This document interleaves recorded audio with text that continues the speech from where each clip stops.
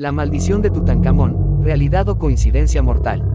Entraron a una tumba sellada por más de 3000 años. Y semanas después, comenzaron a morir. Casualidad, o alguien no quería que despertaran al rey. En 1922, el mundo quedó paralizado cuando un arqueólogo británico descubrió una de las tumbas más intactas del antiguo Egipto. Dentro había oro, tesoros, y un silencio que llevaba siglos esperando ser roto. Pero poco después del descubrimiento, empezaron a suceder cosas extrañas, enfermedades raras, muertes inesperadas y rumores de una maldición que protegía al joven faraón. Hoy vamos a descubrir qué pasó realmente con la tumba de Tutankamón, qué dice la historia documentada. Y si de verdad hay algo más oscuro detrás de todo esto. Todo comienza con un nombre, Tutankamón, un faraón joven, casi un niño, que gobernó Egipto hace más de 3300 años. Murió alrededor de los 19 años, y durante siglos, su historia fue prácticamente olvidada. Hasta que apareció otro nombre clave, Howard Carter. Carter llevaba años buscando una tumba perdida en el Valle de los Reyes, en Egipto. Muchos expertos creían que ya no quedaba nada por descubrir. Pero Carter estaba convencido de que algo faltaba. Y tenía razón. El 4 de noviembre de 1922, uno de sus trabajadores encontró un escalón tallado en la roca. Ese pequeño detalle cambió la historia para siempre. Días después, Carter descendió por un pasillo sellado durante milenios. Cuando finalmente hizo un pequeño agujero en la puerta, su patrocinador le preguntó: ¿puedes ver algo? Y Carter respondió una frase que se volvió legendaria: sí, cosas maravillosas. Dentro había más de 5000 objetos, joyas, estatuas, carros de guerra, cofres. Y el sarcófago de oro macizo del joven faraón. Era el descubrimiento arqueológico más importante del siglo XX. Pero lo que nadie esperaba, era lo que vendría después. Introducir un problema, desafío. Poco tiempo después de abrir la tumba, empezaron los rumores.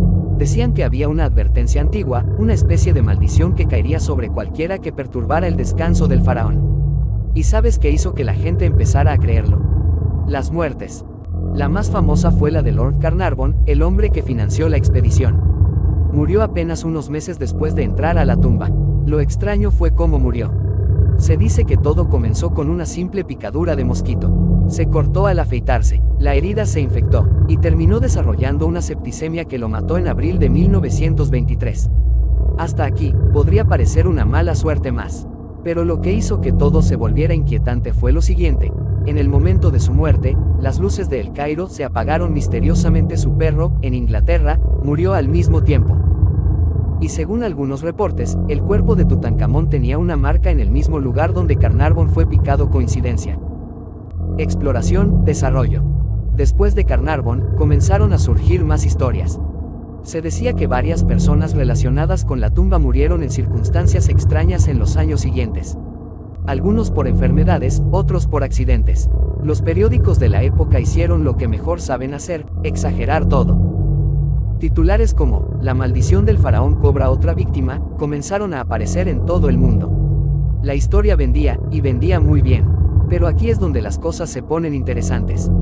Porque cuando revisas los datos reales, la historia cambia bastante. Por ejemplo, Howard Carter, el principal responsable de abrir la tumba, no murió al poco tiempo. De hecho, vivió más de 15 años después del descubrimiento. Murió en 1939 por causas naturales, a los 64 años entonces.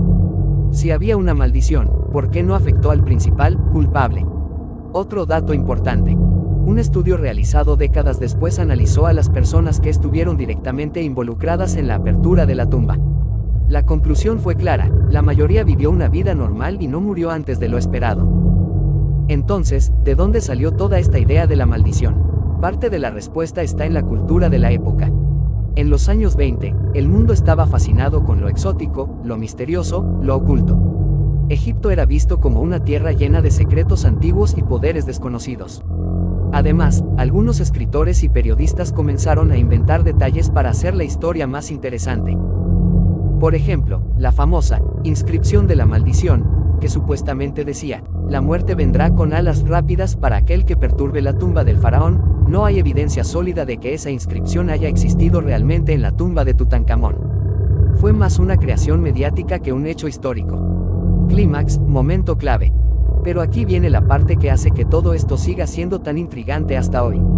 Aunque la maldición como tal no tiene evidencia directa, Hay explicaciones reales que podrían haber causado las muertes. Una de las teorías más aceptadas es la de los microorganismos antiguos.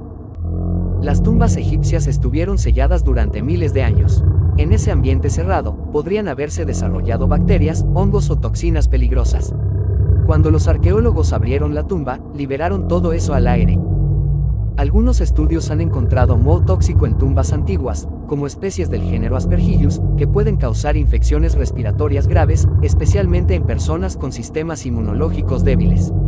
También se ha hablado de gases acumulados o incluso materiales contaminantes dentro de los sarcófagos. Entonces, lo que parecía una maldición, podría haber sido algo mucho más simple, ciencia. Pero aún así, hay algo que no se puede negar.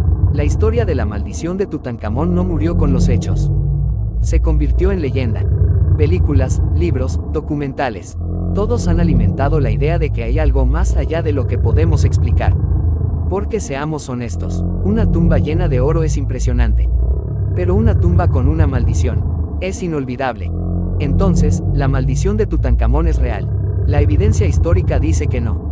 Las muertes que ocurrieron pueden explicarse por enfermedades, infecciones o simples coincidencias.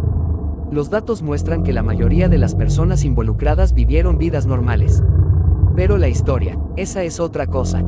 Porque mezcla hechos reales con misterio, miedo y la eterna fascinación humana por lo desconocido. Y al final, eso es lo que hace que este caso siga vivo más de 100 años después.